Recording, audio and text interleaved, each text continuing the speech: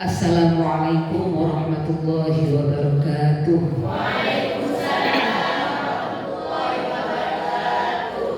Bismillahirrahmanirrahim. Alhamdulillahirabbil alamin.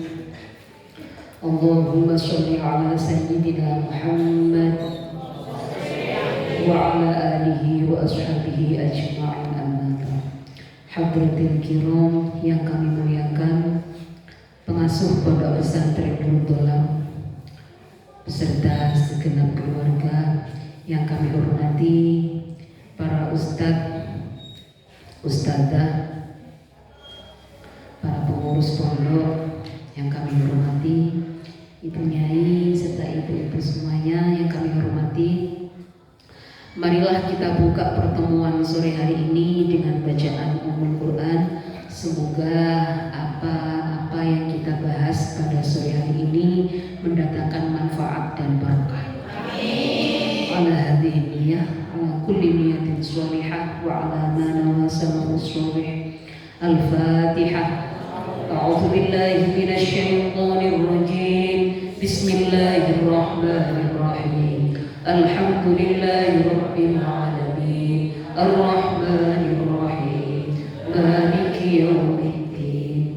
Iyyaka na'budu wa iyyaka nasta'in. Ihdinas siratal mustaqim.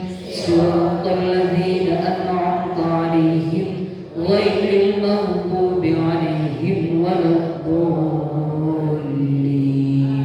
Rabbi ighfirli wa liwalidayya wa lil mu'minina amin ya rabbal alamin. Ibu-ibu yang kami hormati, Bilem 2 minggu yang lalu kita sepakat akan ngaji tentang fikih zakat. Tapi ini mumpung ada tenaga, mumpung ada ustadz baru dari PKL, pondok sudah lama, insya Allah sudah pinter kita.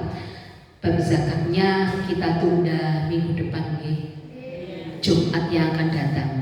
Beliau Ustadz Viro yang sebelah kiri sendiri yang akan ngisi. Sekarang ini PR saya sebagai penyuluh agama Kementerian Agama Kabupaten Bondowoso, kami punya tugas untuk mensosialisasikan PMA terbaru, Peraturan Menteri Agama Nomor 30 Tahun 2024 yang berlaku mulai 7 Januari 2025 tentang pencatatan perkawinan atau pernikahan. Namun sebelum PMA ini kita bahas, sepertinya lama kita tidak membaca sholawat Nahdiyah. Sekali lagi saja kita baca bersama sholawat Nahdiyah. Bismillahirrahmanirrahim.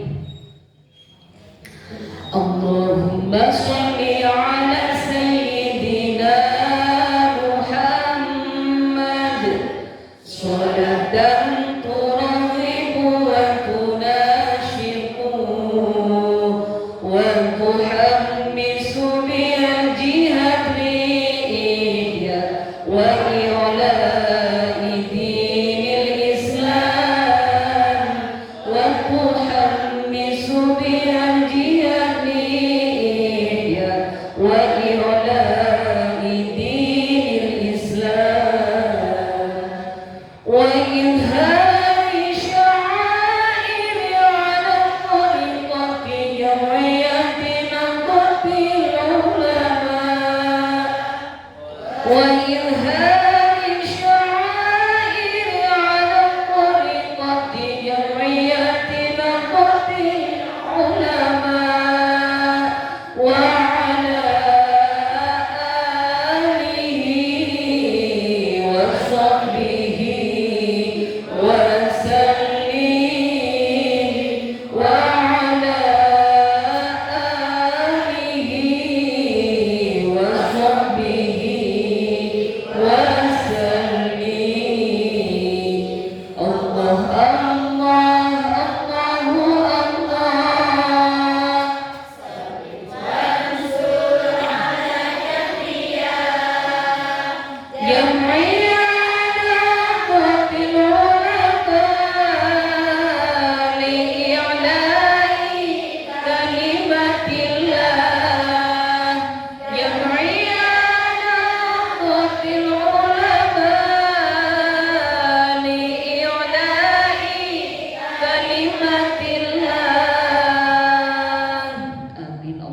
Amin.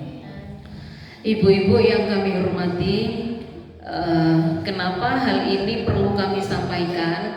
Sebelumnya PMA ini PMA nomor 22 tahun 2024, tapi belum sempat berlaku, tiba-tiba direvisi menjadi PMA nomor 30 tahun 2024. Kenapa kok direvisi? Karena pada PMA nomor 22 itu ada bunyi kalimat bahwa menikah itu tidak boleh di luar kantor. Dan ini akan jadi masalah. Orang kan banyak mengundang Pak Penghulu di rumahnya atau di luar kantor. Kalau ini PMA tidak segera direvisi, maka akan timbul masalah karena sebagian besar orang lebih ingin untuk menikah di luar kantor. Oleh karenanya bunyi pasal yang berisi itu diganti menjadi akhirnya boleh menikah di kantor dengan biaya gratis.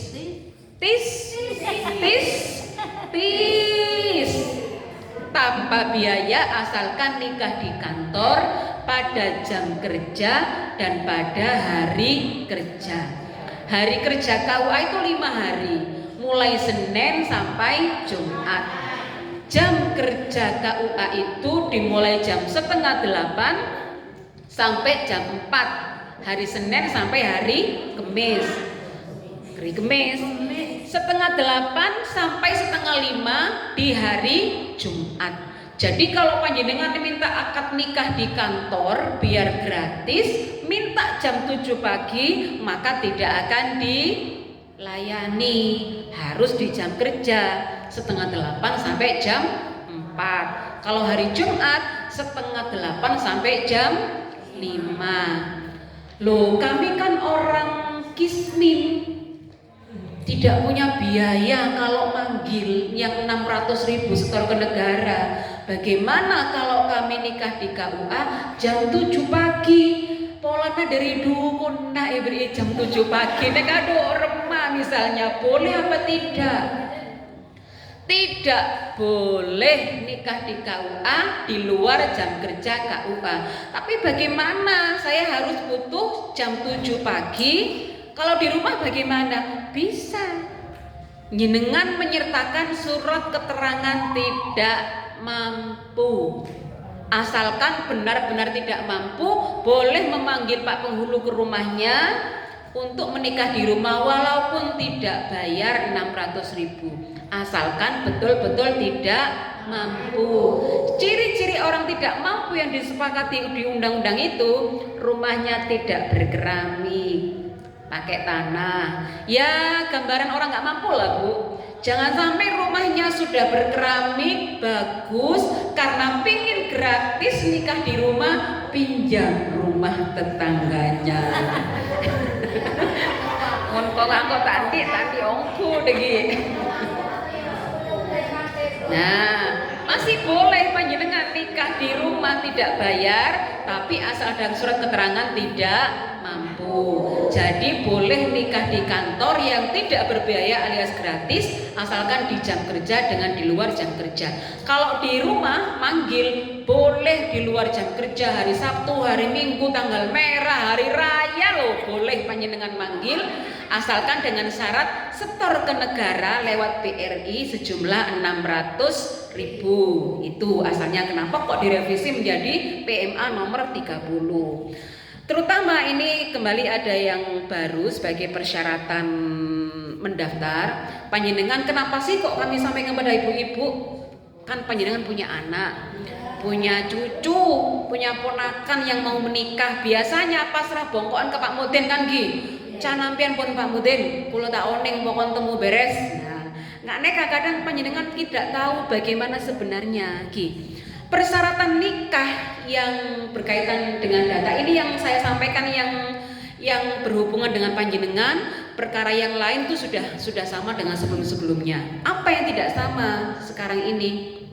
Persyaratan berkas nikah kan ada menyetorkan KTP, KK, akta lahir semangkin nikah.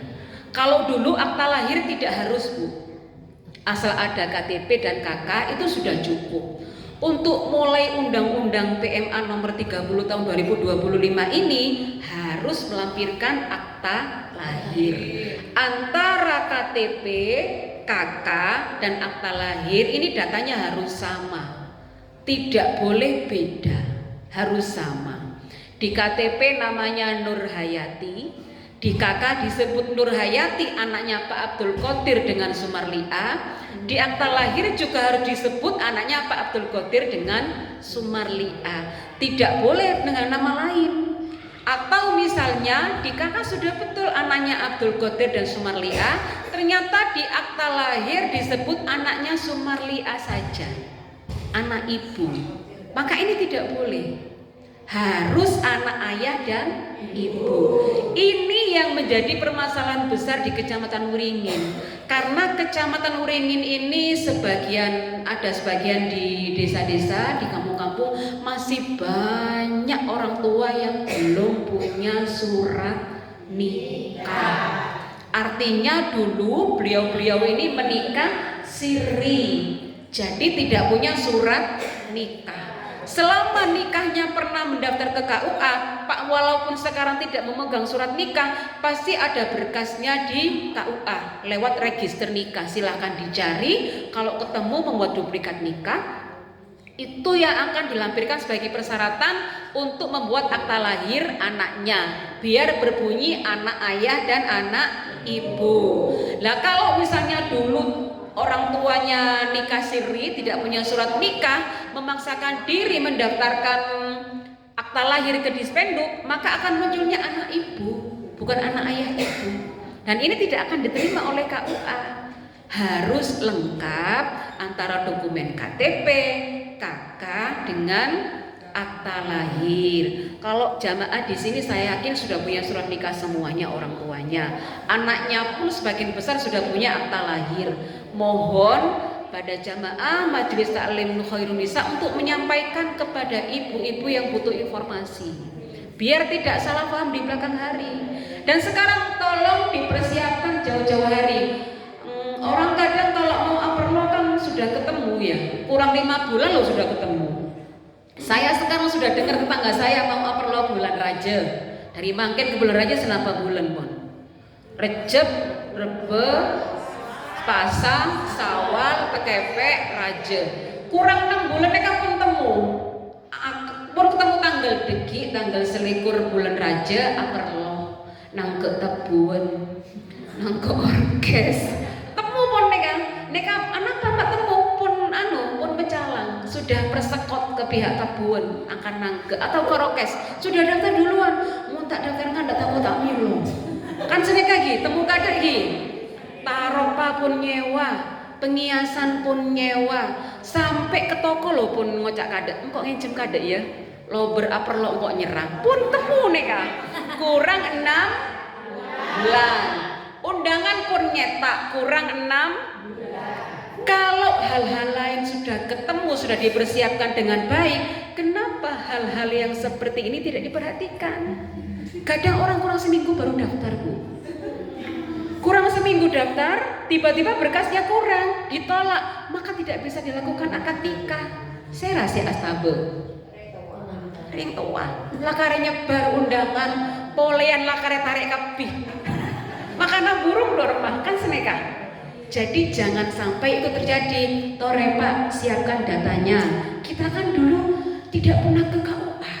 Kita kan dulu saking cintanya nikah siri. Kita kan dulu kurang umur, makanya nikah siri. Ayo Pak ngurusi isbat Pak. Anak malih ini akta lahir. Biar datanya persis. Kalau tidak lengkap sama KUA akan ditolak soalnya. Kalau berkas tidak lengkap, otomatis tidak bisa dilaksanakan akad nikah. Maka lengkapi berkas dulu. Jadi jangan hanya mesen tarop, mesen penghiasan, mesen korse, mesen beres, mesen tanggel, mesen tabuan. King kelepain ke data-data anaknya tidak dipersiapkan dulu. Kebanyakan Bu yang sudah terjadi, begitu berkas tidak bisa dipenuhi, pihak KUA karena tidak lengkap tidak bisa melaksanakan akad nikah, akhirnya jalannya dipilih apa? Nikah siri. Mohon nikah siri itu jelas rugi. bahaya. Rogi sarang. Saya rasa rogi mau dikasih ri. Orang bini. Reng laki nyaman. Saya rasa rogi orang. Maka lindungi diri kita, lindungi orang tua kita, lindungi saudara kita, lindungi anak kita, lindungi keponakan kita dari kerugian yang insya Allah akan timbul adanya nikah siri. Senengan. Gempang, sepenting halal. Gempang nikah harus dihindarkan. Nah, apa saja dampak nikah siri? Toreh saya oning sebutkan. Gampang adinah. Takut kepencet ke orang lain, gampang dipoligami, gampang edina reng lake. Nggih. Mon kun edina tapi edinain kata cerai mending Bu. Engkok labusen kebeen. Etalak ben bikok ya lek, mulai setia engkok benila kena been etalak. Karuan sah iki. Jelas status sudah dipisah. Ada yang tidak dikasih ucapan talak, tidak dikasih ucapan cerai, tiba-tiba edina pus sobung kabar. Oke. Terus apa status kita coba? Bukan janda. Bukan. Istri orang bukan, janda juga bukan, perawan juga. Napa statusnya? Tak berstatus, kan Gi? Ndak remah. Mau mengurusi gugat cerai tidak bisa karena tidak ada bukti surat nikah. Mau nikah lagi juga tidak bisa karena masih istri. Anaknya tidak ada status sebagai anak. Rogi napa enten? Saya rasa rogi. Makanya jangan sampai menggampangkan praktek nikah siri. Karuan mau edina karuan edina tapi dikasih ucapan talak, karuan jelas. Tapi kalau tidak, statusnya akan ngambang, tidak bisa kemana-mana. Mau dibawa kemana? Mau dibawa kemana? Tak jelas nih kan. Maka rugi. Itu satu, status bisa nggak jelas. Terus tak edina, kuin seroma, nikah siri seroma pun. Orang lain melihat rukun ruang teka nikah batin, teka nikah siri, teka tak nikah KUA. Engkau terus enak ruang, niru bayi nyaman. Itu kata orang di luar. Ternyata di dalam apa yang terjadi Ibu? KDRT. Nik sekuni.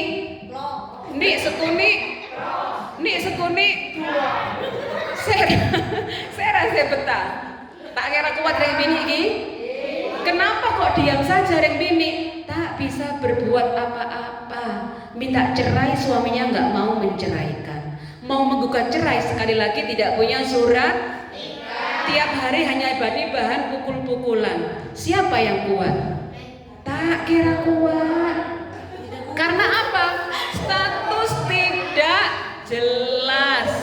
Maka itu termasuk kerugian orang nikah. Iklan biasa, ada iklan.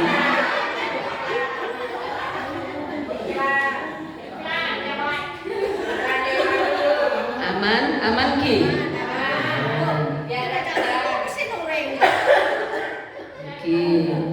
Maka jangan menggampangkan praktek nikah.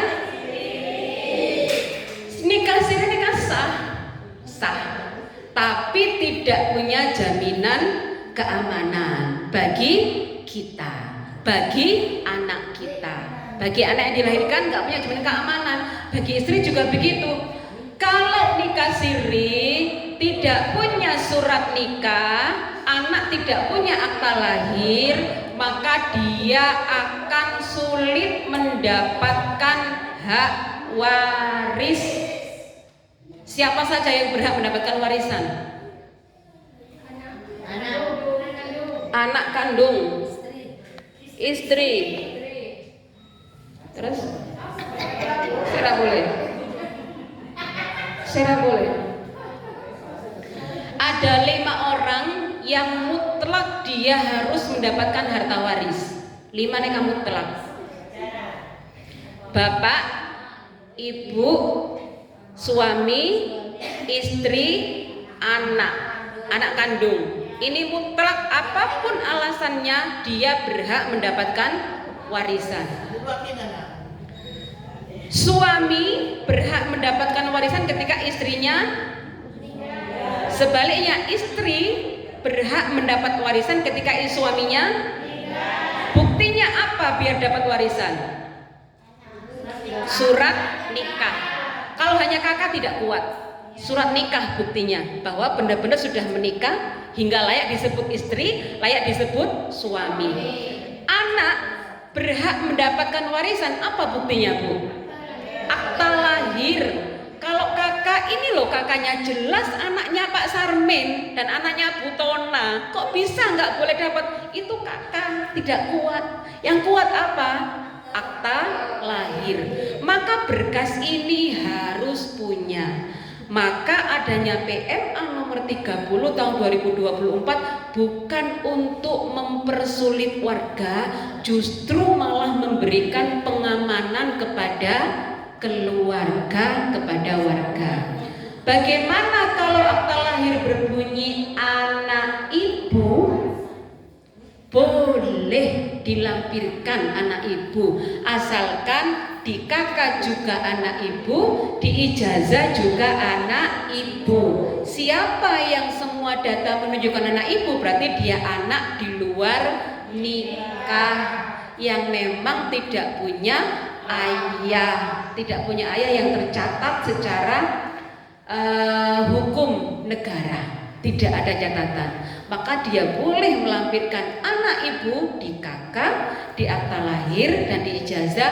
Itu sebagai bukti nanti dia akan dinikahkan dengan wali hakim.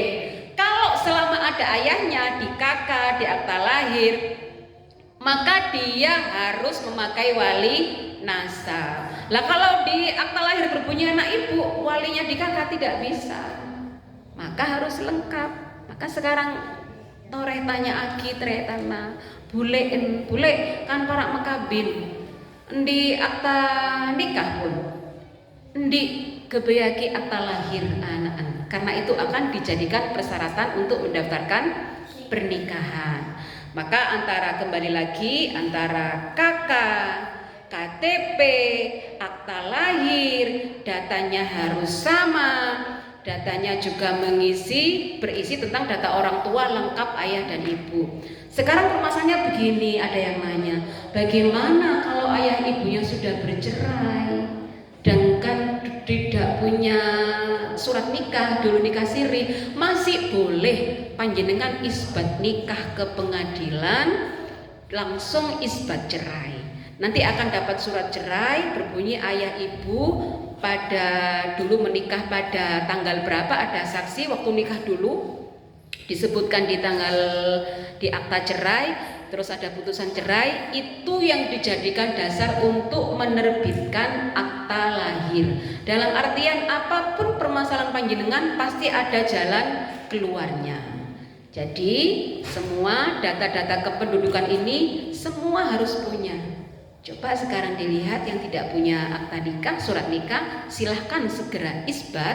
Atau memang saya sudah pernah punya tapi hilang, atau kena kebakaran atau kena bencana hilang, silahkan ke KUA, temui petugas KUA, minta tolong dicarikan register nikah atas nama Pak Muhammad dengan Bu Aisyah. Dulu pernah menikah tahun 80 tapi surat nikahnya hilang, minta tolong dibuatkan duplikat. Itu bisa, mudah, artinya asalkan disiapkan. Jadi sekarang jangan hanya fokus pada penerimaan tamu, fokus kepada ketanggaan, fokus kepada tarot, fokus kepada penghiasan, data-datanya diperhatikan juga. Kurang dari 15 hari, kurang dari 10 hari kerja sudah harus daftar.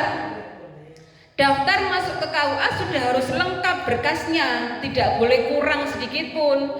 Maka nanti bisa diproses, dilanjut pendaftaran, otomatis dia akan bisa layak ditindaklanjuti sampai terlaksana akad nikah. Itu tentang data. Yang lain tentang rekomendasi dari tempat KUA yang lain bagi yang pendatang itu sudah seperti biasanya. Keterangan orang tua sudah seperti biasa. Yang riskan itu yang 3 ini Bu, harus sama. Antara KTP, KK dengan akta lahir harus sama datanya, dan isinya orang tuanya lengkap di akta lahir itu. Selanjutnya yang juga sangat penting Neka, surat keterangan sehat. Surat keterangan kesehatan. Kalau surat sehat dengan surat keterangan kesehatan tidak sama. Kalau surat sehat itu suntik TT. Suntik TT kan tujuannya untuk mencegah anak biar sampai tidak terkena tetanus, melindungi bayinya. Itu harus mulai dulu. Sekarang diharuskan melampirkan surat keterangan kesehatan dari puskesmas.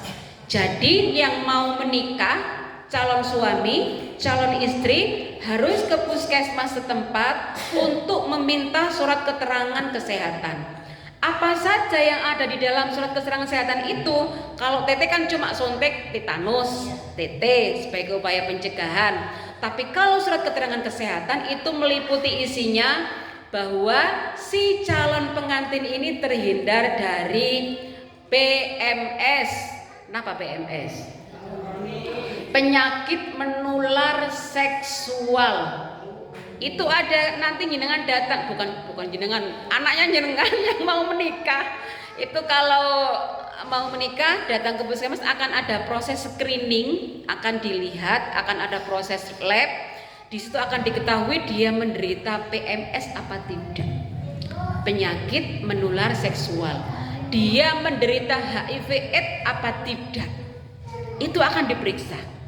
Kalau terbukti si Catin ini menderita PMS dengan HIV/AIDS, itu tidak akan dibocorkan kepada kepala KUA ataupun pegawai KUA ataupun kepada Mutin, tidak. Tapi kondisi ini akan disampaikan kepada si calon pengantinnya. Wahai pengantin, setelah dilihat dari lab, dari hasil screening, ternyata calon suamimu ini menderita HIV/AIDS. Bagaimana? Apa mau dilanjut?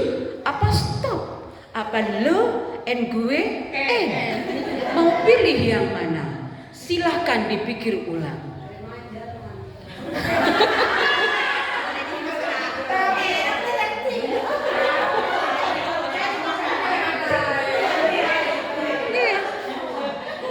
Terbukti dari hasil lab menderita HIV/AIDS, maka akan dikasih tahu kepada calon pengantinnya. Mau apa tidak? Lanjut apa tidak? Seperti ini kondisinya. Aku tidak gentar. Aku akan lanjut. Misalnya, atau mohon maaf, aku tidak mau. Berarti dia sudah tidak jejakah. Terbukti dia kena itu, aku tidak mau. Boleh, itu hak calon pengantinnya. Kalau ternyata dia masih mau, boleh, bukan tidak boleh. Maka pihak puskesmas akan melakukan pengawasan, akan dipantau terus. Ada cara-cara tertentu agar tidak sampai menular kepada si istri, tidak menular kepada calon anak. Itu ada, masih bisa. Tidak kiamat masih Bu, tapi masih bisa. Tapi kalau misalnya tidak mau lanjut, ya itu haknya si istri. Pernah kejadian nyata di salah satu desa di Kecamatan Nuringin, si istrinya ini, calon istrinya masih muda, calon suaminya sudah agak STW. Kenapa STW? Setengah tua. Karena sudah setengah tua, dimintakan surat keterangan sehat ke puskesmas dengan melalui cara-cara yang tadi itu. Ternyata jeder hasilnya si calon suami ternyata menderita positif HIV/AIDS. Ditanya kepada si perempuannya, calonmu ini menderita ini, bagaimana? Kamu lanjut apa tidak? Saya mau lanjut. Ketika didekati si calon istri ini, kenapa kamu kok mau lanjut, Nduk? Kamu lo masih muda, kamu masih bisa dapat suami yang lain yang sehat, yang tidak menderita itu. Ternyata apa jawabannya? Saya sudah 3 kali.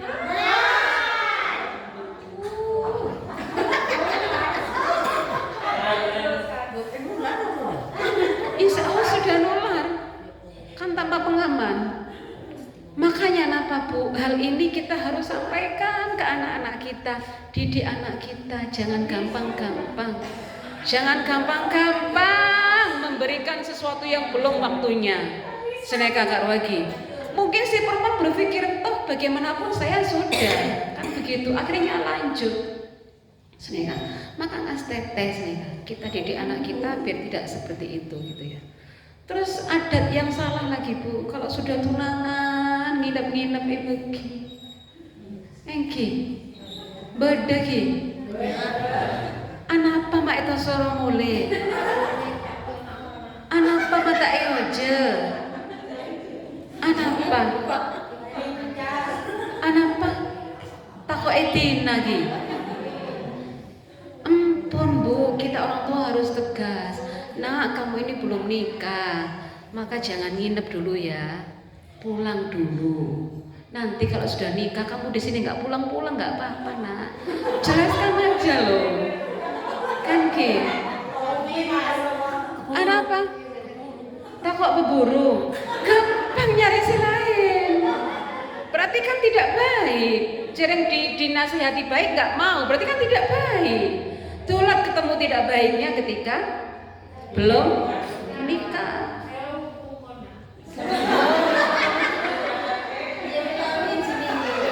Neser ki sewa agi romana sera senega ngambung norok ya tinggal teteh Kak Roh. Jadi adat bekalan mengkira ki pakun benda dibatasi. Bekalnya mah bekal burung, bekal burung lah kadang nginep di rumah. Seneka ki. Jadi karena ini kan belum sah kan ya, belum sah, bagaimana belum sah. Jadi usahakan dihindari seneka. Enggak Kak Ruah. Apa ya? Hatinya orang itu gampang berubah kan Bu. Jangankan masalah seperti ini, iman saja kan yazidu yang khusyuk. Kadang cik iman ngaji, melolok sholat malam, melolok pasang, melolok weret, san kadung naik imannya, san kadung turun, ho pendet ceira apa, tak usah ngaji, tak oleh apa sampai, san kadung turun, pendet, engkau mak pendet pasal apa, salah engkau tak kau sakit emah, san kadung turun imannya. Begitu pula perasaan cinta. Kalau sudah, iya loh saya ngurusin, Asia, saya muda. Onki muda gitu, kayaknya dunia milik berdua, jatuh cinta, semuanya indah. Kita kabin indah semuanya, sanlah kabin oleh seminggu, aduh temulah, oleh sebulan temu, oleh 3 tahun, masya Allah, jok ngarep, kan seneka kan lain bon seneka. Jadi hati itu bisa berubah. Kenapa sampai ada larangan nikah siri? Takut berubah. Ini juga kejadian nyata di kerujukan. Dinikahkan siri. Dinarang kok lah cocok mendik mantoria genteng nak kanan sopan. Cocok metuan lah cocok juga meniku nak kanan sejatuh cinta. Metuan lo jatuh cinta juga. Pokon petolos mau moraki korang dinarang kabin batin deh. Polos pokoknya. Wes sudah dinikahkan. Sudah nikah berapa berjalan 2 tahun ternyata obah atena bu matuan ya kan, yang asalnya jatuh cinta banget kepada menantunya nyata nama malas lako tang mantone tak seneng bon, karena tak seneng ke mantona jatuh cintanya sudah mulai terkikis, akhirnya dicarikan mantu lain anaknya. Wes landok kabin bir yang lain deh. Tak adur lah ketika lagi nambahan. Saya tak beres. Akhirnya si orang tua merasa berkuasa, anaknya dipaksa untuk berpisah. Tapi sama-sama nggak mau sebenarnya anak.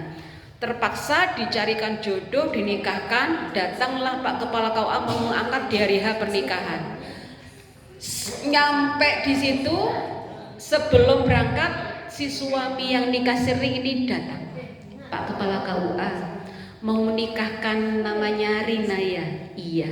Di desa ini Pak? Iya. Anaknya Pak Soleh ini Pak? Iya. Pak, Rina itu masih istri saya. Belum saya ceraikan. Memang dulu saya nikah siri, tapi belum saya ceraikan. Nggak ada orang mah. Taro pun jege, tamu pun benyak, tutul pun mesak, sape pun karepo kang mesak kapi dadi rawon. Akhirnya terpaksa harus ditunda. Apa bahasa Pak Kepala? Ini ranah kami tidak boleh menikahkan karena ini masih status istri orang. Saya pasrahkan kepada keluarga, selesaikan masalah ini, nanti baru datang ke KUA lagi. Kan tidak boleh Bu. Jangankan menikahi istri orang, mengambil tunangan orang saja loh kan tidak boleh kan Ki. Apalagi istri orang. Maka hati-hati, jangan sampai seperti itu. Jadi apapun yang diminta oleh KUA, surat keterangan kesehatan, KK, KTP, akta lahir harus persis, itu mohon dipersiapkan. Persiapan sebaik mungkin seperti panjenengan persiapan mencari dana sebanyak mungkin untuk Aperlo. Artinya apa? Guong-guwen panjenengan melindungi putra-putrinya, melindungi anaknya, melindungi keponakannya, melindungi diri sendiri. Kalau misalnya yang mau nikah lagi, ada yang mau nikah lagi?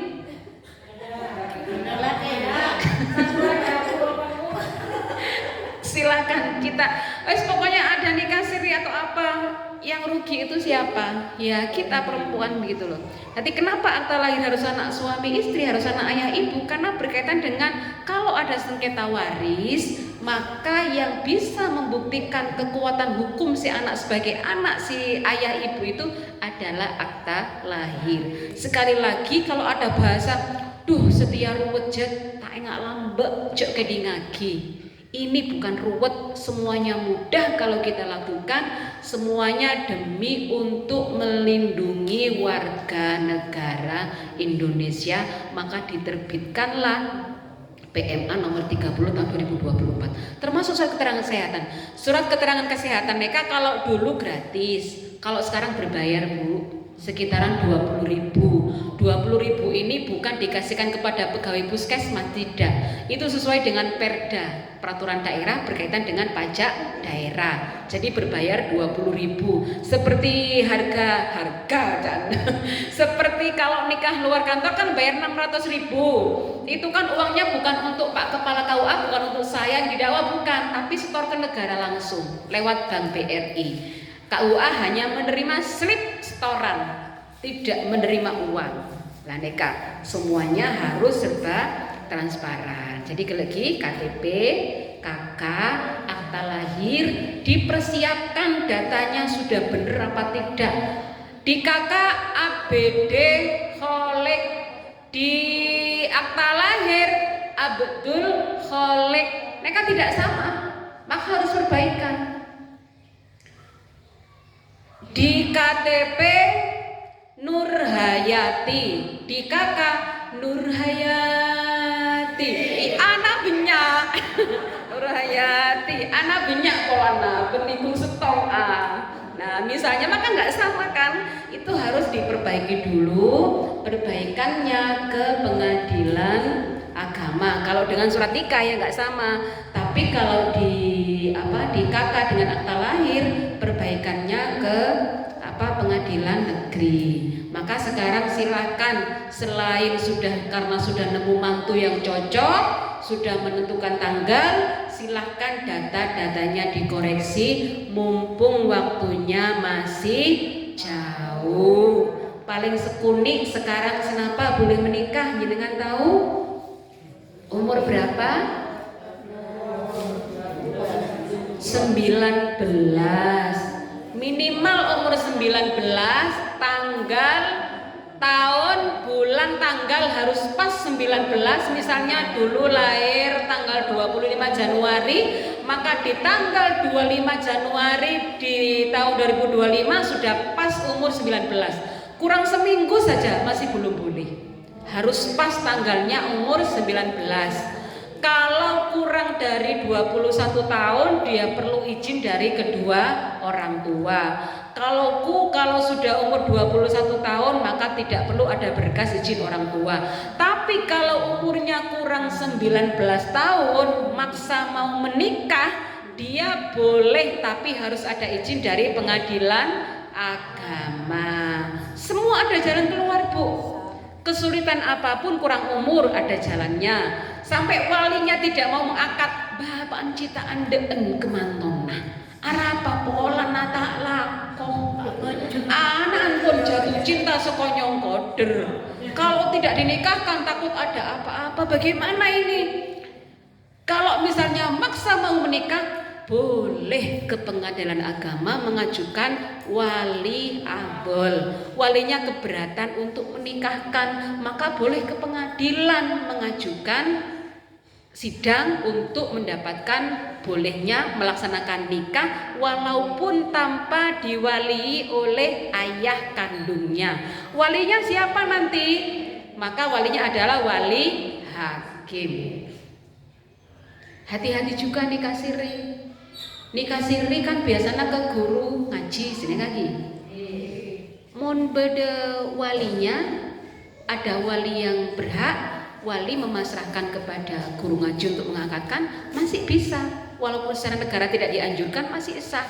Tapi seandainya tidak punya ayah, tidak punya keluarga ayah, tidak ada orang yang bisa mengangkatkan secara nasab, tiba-tiba dia langsung datang ke seorang guru ngaji dan mengatasnamakan wali hakim, maka tidak sah nikahnya. Karena yang berhak menjadi wali hakim adalah kepala KUA. Kenapa kepala KUA? Kepala KUA adalah orang yang ditunjuk oleh negara untuk menjadi wali hakim di wilayah itu. Kecuali panjenengan di dalam hutan, sobung orang sekaleh, Arya bedelake bini bahaya muntai pekabin. Kun beda orang boleh setong, maka itu diangkat jadi walinya hakim boleh karena nggak ada orang lagi. Menghubungi kepala KUA di bermil-mil jaraknya, abid geluh, kesusuh, itu baru boleh. Kalau dalam hutan karena nggak ada orang di situ boleh. Tapi kalau cuma diberingin, tak boleh.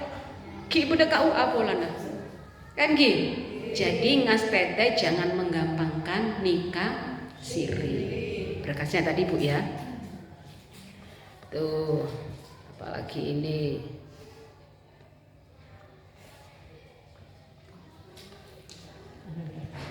Ada pertanyaan Bu?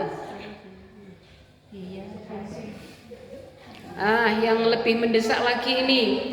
Ketika periksa nikah, setiap calon pengantin, suami, istri didampingi wali, itu harus pemeriksaan ke KUA, harus hadir.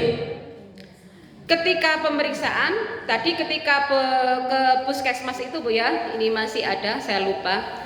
Ketika ke puskesmas, keterangan kesehatan itu meliputi dia terbebas dari PMS, penyakit menular seksual, terhindar dari HIV/AIDS, itu ada keterangannya nanti. Dia sedang hamil atau tidak akan ketemu. Dia kalau urusan kehamilan ini dia akan dikasih tahu ke walinya, akan dikasih tahu ke orang tuanya, akan dikasih tahu ke KUA. Untuk kenapa kok dikasih tahu? Untuk diteliti layak tidaknya untuk melanjutkan akad nikah. KUA akan dikasih tahu kalau kehamilan. Juga harus muncul jenis kelamin, bahwa ini Rina ini bener-bener perempuan, bahwa si Faisal ini bener-bener laki-laki. Siapa yang berhak menerima? Puskesmas. Kalau kepala A nggak boleh. Perempuan sungguh apa tidak kamu? Mana aku periksa? Tidak boleh. Yang boleh memunculkan jenis kelamin ini harus pihak puskesmas. Kenapa? Banyak kejadian akhir-akhir ini perempuan, laki-laki mengaku perempuan. KUA tidak tahu zaman sekarang orang glowing banyak kan? Laki-laki glowing banyak kan, jadi nggak tahu. Pernah juga ada yang ketika rafa itu pakai cadar. Maka walaupun panjenengan yang mau menikah pakai cadar, ketika pemeriksaan cadar wajib dibuka. Monta Anda tak usah kabin. Kayak orang mau foto KTP cadaran, disuruh buka nggak mau, ya nggak usah foto KTP, apanya yang mau difoto kan mereka. Jadi ketika pemeriksaan, kalau pakai cadar silahkan, tapi harus dibuka, biar diketahui sesuai apa enggak dengan foto yang lain, dengan data yang lain. Itu persyaratan untuk menghasilkan jenis kelamin. Puskesmas yang berhak mengeluarkan itu akan dikasih tahu kepada kepala KUA, akan masuk di surat keterangan sehat, biar menghindari hal-hal yang tidak diinginkan. Jenis kelaminnya sama, ternyata menikah. Kenapa kok sampai timbul aturan seperti ini?